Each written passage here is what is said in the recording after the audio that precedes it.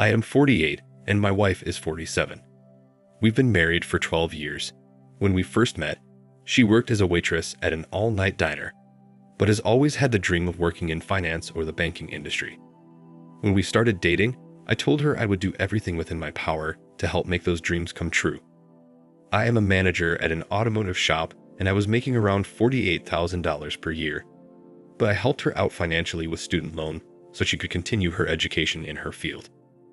Because she didn't have any money left to pay her bills, I would give her a couple of $100s here and there to make sure she could pay her rent and other bills on time.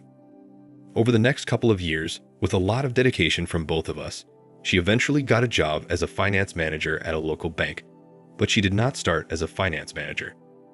She had to work through a few of the positions at the bank, which in turn made her a more well-rounded manager.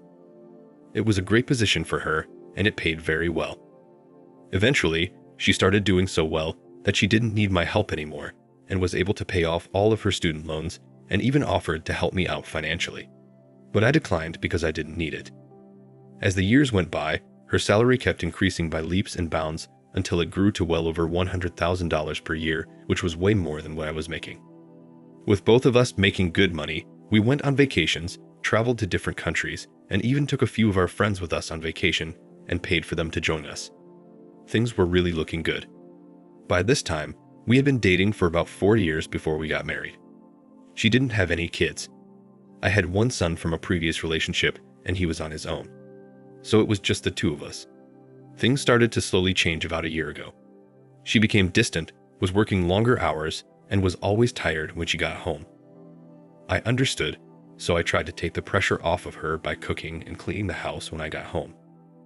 I always got home before she did, so I had time to put in a little housework before she walked through the door. But it seemed like the more I did try to help out, the more she wanted me to do, and she would always find something else that needed to be done. So I started to feel like I was never doing enough. I started to notice that she was spending more money buying new clothes and going out to lunch with her friends more often. I didn't put too much thought into her spending money on clothes. I just figured she wanted to make a good impression on her subordinates and the big boss. As time went, I really started seeing a slight shift in her behavior. She was more agitated with me and would snap at me for the smallest things, but I just tucked it up to stress from work. I knew she was under a lot of pressure, so I tried to be understanding and supportive. Then about 6 months ago, she started working even longer hours. She was never home, and when she was home, she was always on her phone or working on her laptop. I asked her what was going on, and she just brushed me off and said she was fine. But I could tell something was wrong. I didn't want to say too much, so I just left her alone thinking she would come to me when she was ready to talk. Her behavior started to get worse, and she started talking down on me like I was beneath her, and even started calling me names. I had never seen this side of her before, and I didn't know how to deal with it. So I just tried to ignore it, thinking she would eventually snap out of it. One day, about 3 months ago, I came home from work, and she was already home and was on the phone yelling at someone. I couldn't hear what she was saying, but I could tell she was angry, so I went to the kitchen to start dinner. After a few minutes, I went back into the living room and told her I was starting dinner. She said she wasn't hungry and was going to bed. I didn't want to argue with her, so I let her go, but couldn't help but wonder what she was so angry about. Fast forward a few days later, and I got a text from my wife as I was driving home saying she would be working late. I replied and said, okay. Her meaning of working late is working until 7 to 8 p.m., but on this night, it was way past 9 p.m., and she wasn't home yet. As a result, I decided to drive up to the bank where she worked and her car wasn't there. I'd assumed she'd had gone to hang out with her friends and didn't say anything to me. She would always tell me she was going to hang out with her friends or coworkers, but she didn't this time. I started to get worried and called her phone, but she didn't answer. I left her a voicemail asking her to call me when she got a chance, but she never called back. While I was driving home, I was hoping she would text me or something, but that didn't happen. At about 1:30, she came strolling in and went straight to the shower without saying anything to me. At this point, I was angry, and after she got out of the shower, I confronted her and asked why in the hell did she not tell me she was going somewhere after work and not return my calls or text messages. She fired back and said, Look, I was just hanging out with some of my friends and coworkers. And then she said I need to stop trying to control her. I said to her, "Excuse me, really?" I then said, "Okay," and walked off to sleep in the guest bedroom. The next morning, I went to work without saying anything to her. And she didn't say anything to me the whole day. No apologies, nothing. The fact that she did not apologize for failing to communicate with me was enough for me to be suspicious. Plus, I knew something was going on with her, but I just didn't know what it was. I decided to do some snooping around to see if I could find anything. I didn't want her to know I was snooping, so I had to be careful.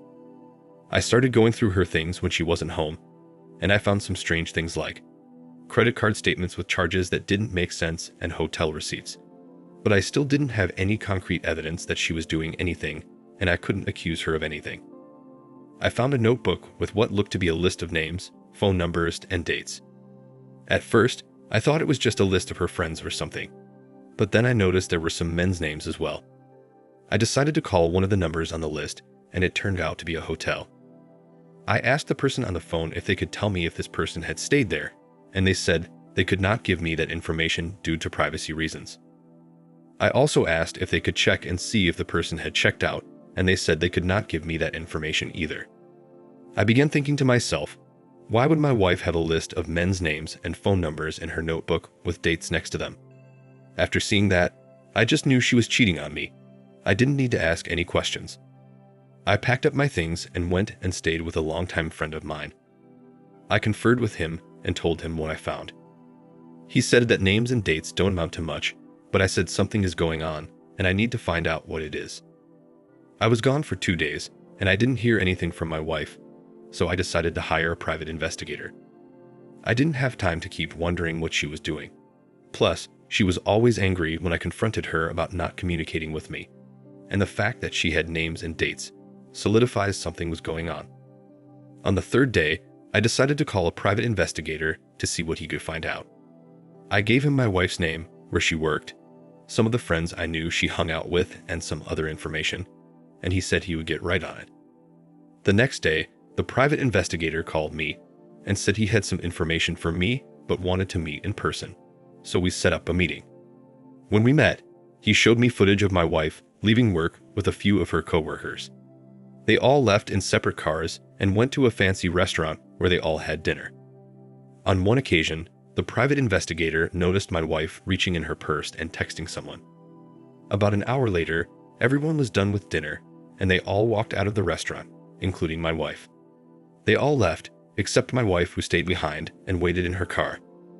About half an hour later, a car pulled up next to hers and a guy got out, walked over to her car, she got out, and they embraced and kissed. After they kissed, they got into their vehicles and drove to a hotel that was about 30 minutes away. They got out and walked past the front desk as if they already had a room. The private investigator gave me the footage and said he would continue to follow them. But I had seen enough, I didn't need to see anymore. The only thing I wanted to do now was to get out. After getting the footage, I called a lawyer the next day. We reside in New York, which is a no-fault state. I gave him the footage of my wife kissing another man and going to a hotel afterwards. He filed for divorce on my behalf, and I told him to go after everything. Alimony, retirement, anything I could get. As the days went by, I rarely talked to my wife. I only went back to the house to get more things when she was not home, and the big stuff I put into storage. Fast forward to 3 weeks, and my wife is served with divorce papers at her job, and the only thing she communicated to me was I wasn't getting a dime from her. I didn't respond to her statement. I was just waiting for the divorce hearing and showing the court the evidence at the divorce hearing. We went for alimony, retirement, and anything my lawyer could get. Anyway, after it was all said and done, I got $1,700 per month in alimony for 6 years. I wasn't able to get more because of the money I was making at my job. As far as the house, we didn't own it. We were renting it. After the hearing was done, I never heard from or saw my ex-wife again. I didn't care. I was enjoying the passive income she was giving me. Her cheating cost her over $100,000.